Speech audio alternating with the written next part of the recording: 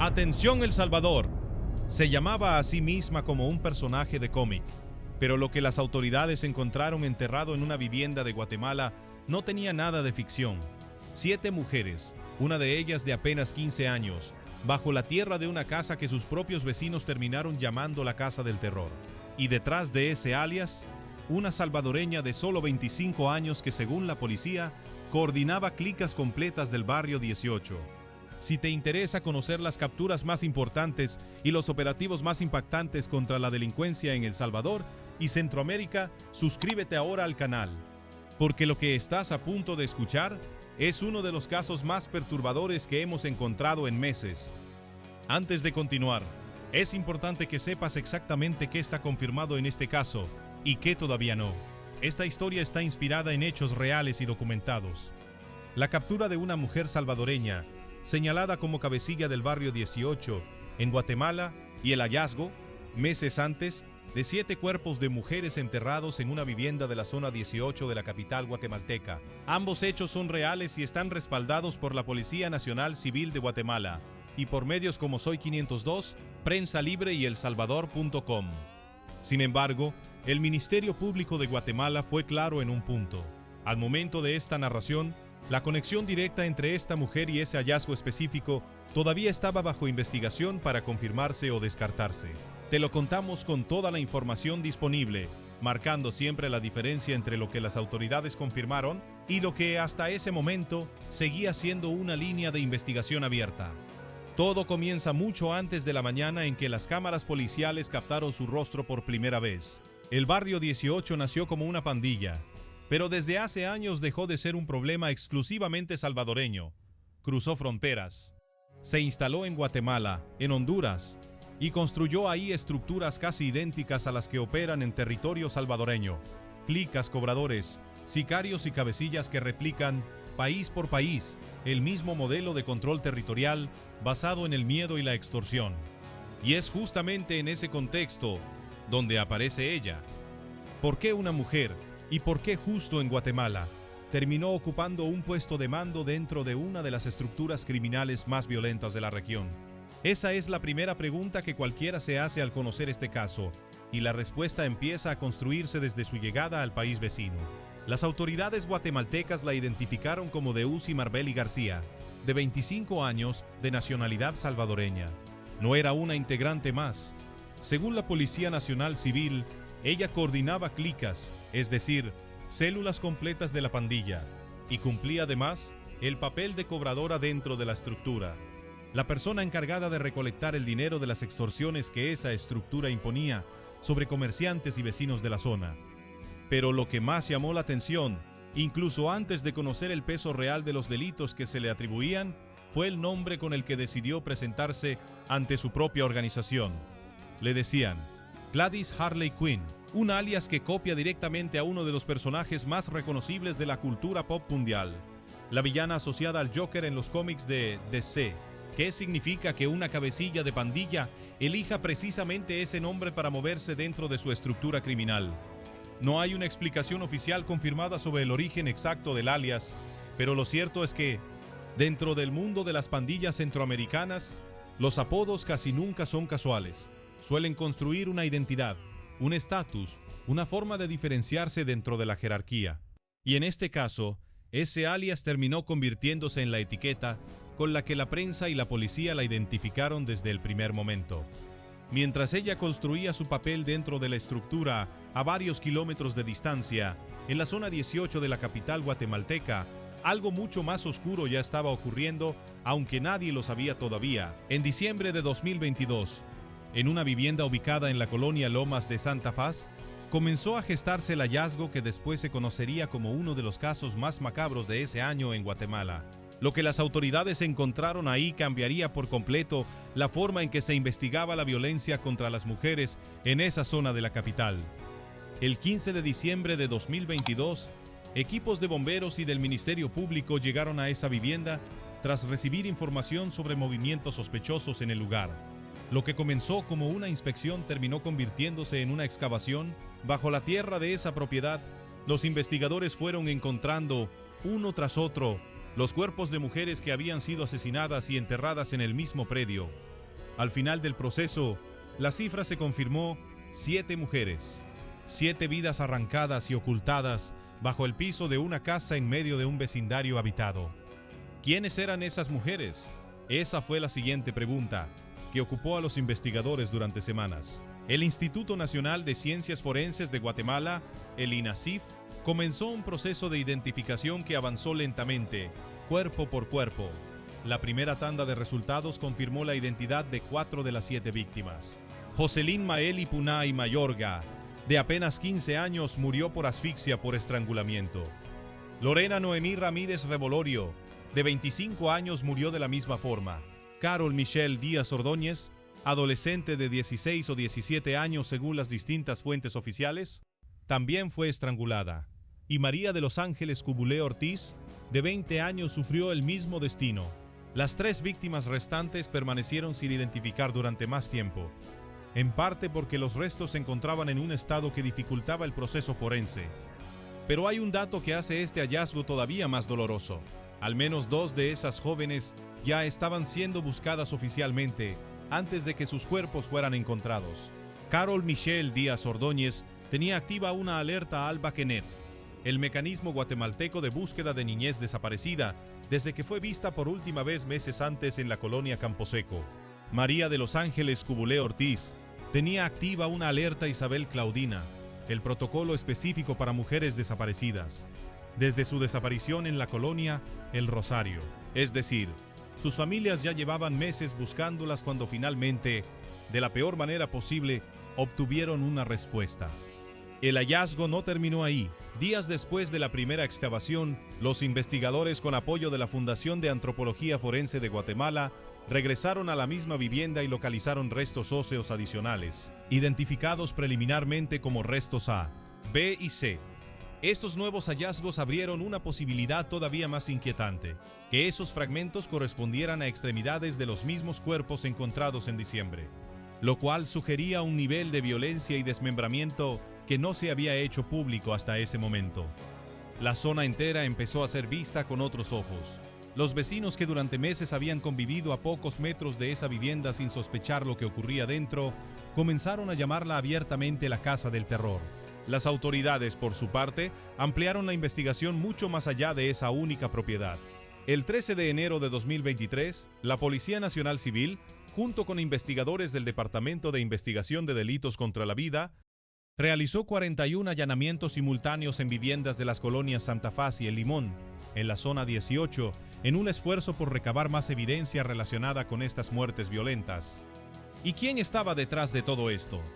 Esa pregunta seguía sin una respuesta pública contundente durante meses. La estructura del barrio 18 controlaba esa zona. Eso era evidente para cualquiera que conociera el territorio. Pero identificar con nombre y rostro a los responsables directos de lo que ocurrió dentro de esa vivienda específica era un proceso mucho más lento, que dependía de allanamientos, testimonios, análisis forense y meses de trabajo de inteligencia. Fue en ese contexto donde 6 meses después del hallazgo inicial, el nombre de Deyesi Marbeli García empezó a cruzarse con el caso. El 29 de junio de 2023, la Policía Nacional Civil confirmó su captura en la 18 Avenida y 10 Calle de la zona 6 de la capital. La operación no fue aislada. Se realizaron 10 allanamientos coordinados entre la PNC, el Ministerio Público y la División Especializada en Investigación Criminal, la DII. Como resultado, además de Deyesi García, fueron detenidas otras 4 personas, entre ellas 2 adolescentes.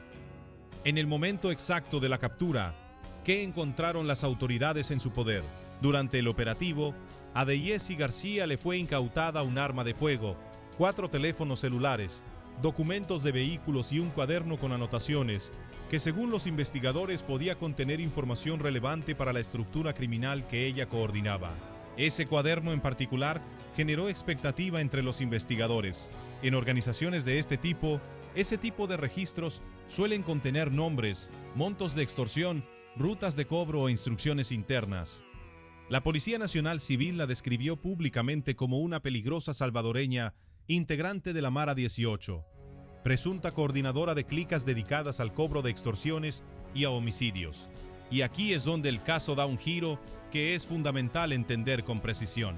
En el momento mismo de la captura, medios como Soy 502 reportaron, citando a la PNC, que Deusi García estaba entre las responsables del asesinato de las 7 mujeres encontradas meses atrás en la Casa del Terror.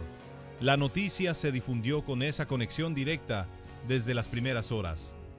Pero pocos días después, el Ministerio Público matizó públicamente esa versión, y esa aclaración es clave para entender qué tan sólido es realmente este caso.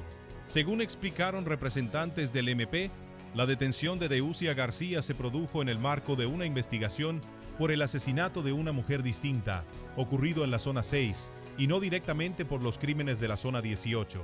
El propio Ministerio Público señaló que investigarían a la joven específicamente para descartar o confirmar su participación en los crímenes de la Casa del Terror.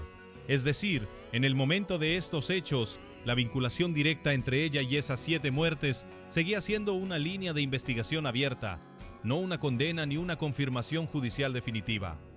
¿Por qué es tan importante esta distinción? Porque en un caso con tanto peso mediático, es fácil que la versión más impactante se repita una y otra vez, sin matices incluso cuando la propia autoridad a cargo del proceso judicial pide cautela. Lo que sí estaba confirmado sin ninguna duda era su rol dentro de la estructura del barrio 18 como cabecilla y cobradora, su nacionalidad salvadoreña, su alias y el hecho de que operaba en una zona directamente vinculada al hallazgo de la Casa del Terror. Lo que todavía no estaba confirmado con la misma solidez era su responsabilidad penal específica en el asesinato de esas 7 mujeres en particular. Ahora bien, más allá de la incertidumbre sobre ese punto específico, el peso legal que ya enfrentaba Deusi García era considerable por sí solo. En Guatemala se le imputaron los delitos de asociación ilícita y conspiración para asesinar. En su país de origen, El Salvador, contaba además con antecedentes por organizaciones terroristas, homicidio agravado imperfecto o en grado de tentativa limitación ilegal a la libertad de circulación y robo. Es decir, incluso dejando de lado la pregunta abierta sobre la Casa del Terror, esta mujer ya arrastraba un historial delictivo capaz de mantenerla años, posiblemente décadas, privada de libertad. Junto a ella cayeron otras personas clave dentro de la misma investigación. Juan Carlos Ramos Pineda fue detenido por asociación ilícita, Margarita Cahuec Santos por extorsión, Jaime Soel Santos Vega por conspiración para asesinar y asociación ilícita.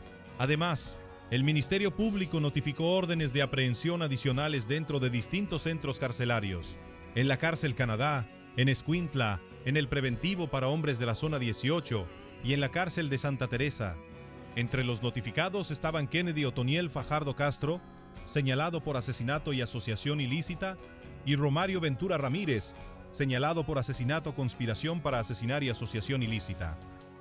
¿Qué nos dice todo esto sobre el tamaño real de esta estructura? Que no se trataba de un caso aislado, de una sola mujer actuando sola, sino de una red completa con roles definidos, cabecillas, cobradoras, ejecutores, personas dentro y fuera de prisión conectadas por el mismo entramado criminal. Los operativos de esa jornada no se limitaron a la zona 6. También se realizaron intervenciones en San Pedro Ayampuc y en Palín, Escuintla, lo que confirma que la estructura vinculada a Deusi García no operaba en un solo punto de la capital, sino en varios municipios a la vez. Y aquí llegamos a la parte que conecta directamente con el fenómeno más amplio detrás de este caso.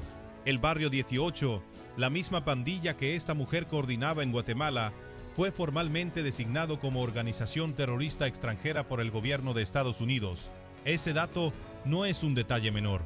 Significa que, a ojos de una de las potencias con mayor peso judicial y diplomático del mundo, esta no es simplemente una pandilla callejera, sino una estructura equiparada a organizaciones de terrorismo internacional, con toda la maquinaria legal y de cooperación internacional, que eso puede llegar a activar contra sus integrantes, incluyendo eventualmente a figuras como Deusi García.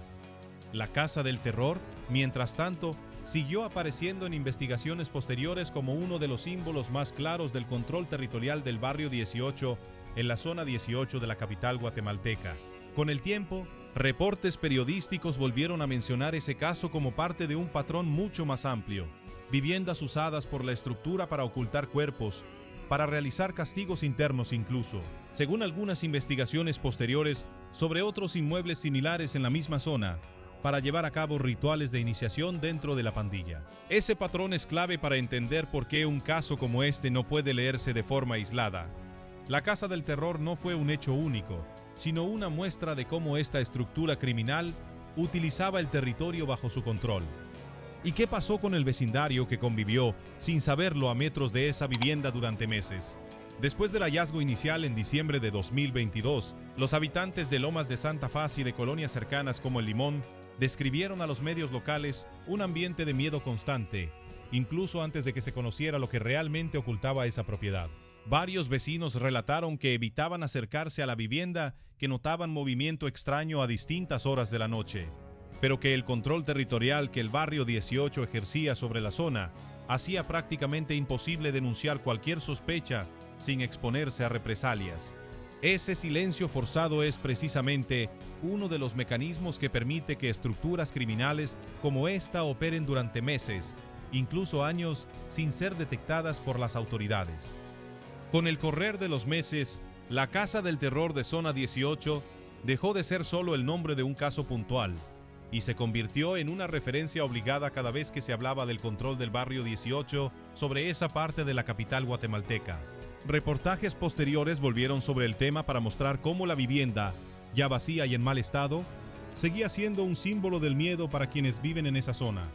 Ese detalle es importante porque confirma algo que va mucho más allá de un solo hallazgo.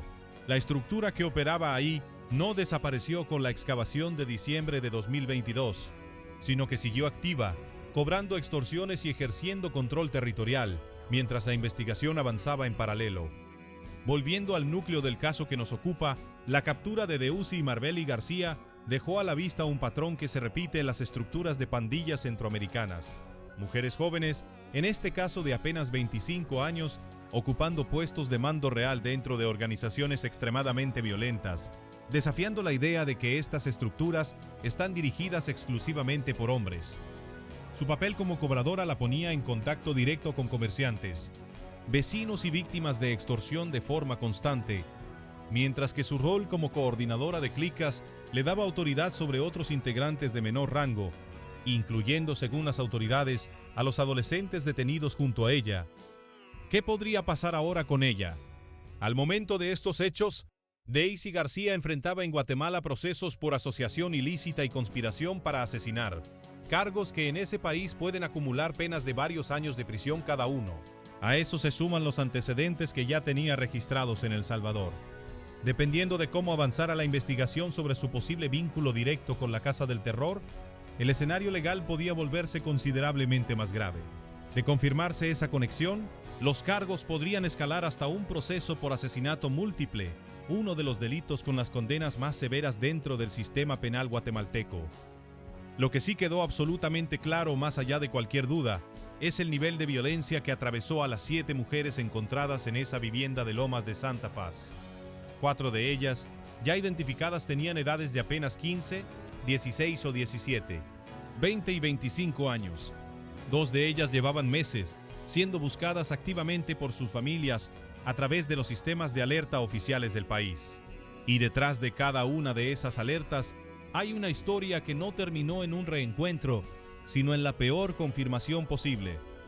Este caso, más allá del morbo que puede generar un alias tomado de la cultura pop, expone algo mucho más profundo sobre cómo operan estas estructuras criminales en la región. Mujeres convertidas en víctimas por el simple hecho de vivir en zonas bajo control de pandillas, y otras mujeres, como en el caso de Daisy García, ocupando roles de poder dentro de esas mismas estructuras que generan ese tipo de violencia. 2 caras de una misma realidad centroamericana que sigue golpeando con particular dureza a las mujeres jóvenes de la región. Y aquí queda la pregunta que probablemente tú también te estás haciendo en este momento. Si las autoridades guatemaltecas logran confirmar de manera definitiva la conexión entre Deusi García y las 7 mujeres enterradas en la Casa del Terror, ¿debería ser extraditada a El Salvador para enfrentar también ahí sus antecedentes por organizaciones terroristas y homicidio agravado? ¿O debería cumplir primero su proceso en Guatemala, en el país donde ocurrieron estos crímenes? Es una pregunta que no tiene una respuesta oficial cerrada todavía, pero que resume perfectamente la complejidad de perseguir a estructuras criminales que, como el Barrio 18, operan sin fronteras mientras la justicia sigue estando dividida país por país. Lo que este caso deja claro, con o sin la confirmación final sobre la Casa del Terror, es que detrás de cada captura de este tipo hay meses de investigación, decenas de allanamientos y, sobre todo, nombres y rostros de víctimas que merecen ser recordados más allá del morbo que genera un alias sacado de un cómic. Jocelyn, Lorena, Carol y María de los Ángeles no son solo cifras dentro de una noticia de impacto. Son 4 historias truncadas por la misma estructura criminal que, según las autoridades, Deusi Marbeli García ayudaba a coordinar a kilómetros de distancia de esa vivienda en zona 18. Y hay todavía otro ángulo de este caso que rara vez se menciona, el de las 3 víctimas que en el momento de estos hechos seguían sin ser identificadas. A diferencia de Jocelyn, Lorena, Carol y María de los Ángeles, esas otras 3 mujeres no tenían todavía un nombre público, una edad confirmada, ni una familia que hubiera podido cerrar, aunque fuera de la forma más dolorosa posible, la búsqueda de una persona desaparecida. Ese dato, casi siempre ausente en las versiones más resumidas de este caso, es uno de los que más pesa cuando se analiza la magnitud real de lo ocurrido en esa vivienda. No hablamos de 7 cifras dentro de un titular, sino de 7 historias, 4 de ellas con nombre y apellido, y 3 que en ese momento seguían esperando una respuesta forense. Este tipo de casos también obliga a preguntarse por el funcionamiento de la cooperación judicial entre El Salvador y Guatemala frente a estructuras como el Barrio 18. Ambos países comparten frontera, comparten historia migratoria y comparten lamentablemente el mismo tipo de estructura criminal operando bajo distintos nombres de clicas según el territorio. La designación de esta pandilla como organización terrorista extranjera por parte de Estados Unidos añade además una capa adicional de presión diplomática sobre ambos gobiernos, para intensificar la persecución conjunta de sus cabecillas, estén donde estén. Con toda esta información sobre la mesa, queda claro que el caso de Deusi Marbeli García, alias Gladys Harley Quinn, es mucho más que un titular llamativo con nombre de personaje de cómic. Es en realidad una radiografía de cómo operan hoy las estructuras del Barrio 18. En la región, mujeres jóvenes en puestos de mando, viviendas convertidas en fosas clandestinas, familias que buscan durante meses a través de alertas oficiales y procesos judiciales que avanzan más lento que la velocidad con la que se difunde la noticia. Mantente atento a este canal porque en cuanto exista una confirmación oficial sobre su vínculo definitivo con la Casa del Terror, o sobre una posible extradición hacia El Salvador, será uno de los primeros temas que traigamos con la misma rigurosidad que acabas de escuchar en este video.